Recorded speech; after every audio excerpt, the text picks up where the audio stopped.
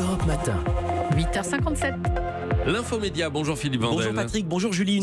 Une décision au sommet qui vient du Conseil d'État, la plus haute juridiction française, qui a annulé hier l'une des 3 sanctions prises l'an dernier par le CSA contre la chaîne C8 après des séquences passées chez Cyril Hanouna. En l'occurrence, il s'agissait d'un canular diffusé en 2016, en novembre. Cyril Hanouna avait piégé son chroniqueur Mathieu Delormeau en lui faisant croire qu'il venait de commettre un crime, mais en lui demandant à lui, au chroniqueur, d'en endosser la responsabilité. Le CSA avait prononcé une sanction inédite, la privation de pub pendant une semaine dans l'émission Touche pas à mon poste. Mais voilà, le Conseil d'État vient d'estimer au contraire que le chroniqueur n'avait pas été, je cite, montré sous un jour dégradant, humiliant ou attentatoire à sa dignité et a donc annulé la sanction. En revanche, le Conseil d'État a confirmé les 2 autres pénalités. Une privation de pub dans TPMP pour 2 semaines à cause d'une séquence dans laquelle Cyril Hanouna avait posé la main de l'une de ses chroniqueuses qui avait les yeux fermés sur son sexe, oui, et une amende de 3 millions d'euros prononcée en juillet dernier après un canular jugé homophobe.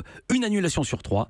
Cette décision est une bonne nouvelle pour C8 et en voici une autre sur le front de l'audimat. Dans la guerre de l'Access Prime Time, Touche pas à mon poste était distancé par l'émission concurrente de TMC Quotidien présentée par Yann Barthès. Eh bien, le Huffington Post vient de publier une étude circonstanciée comparée des audiences avec des graphiques jour par jour, mois par mois. Je vous résume, il y a eu 2 mi-temps.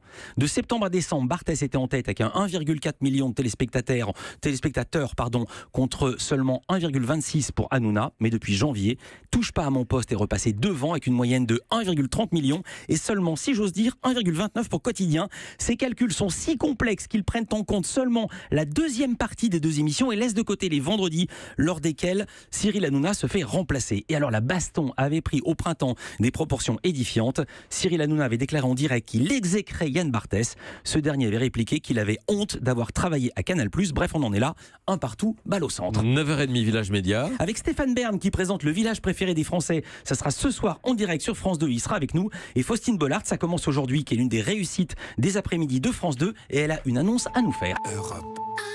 Europe 1.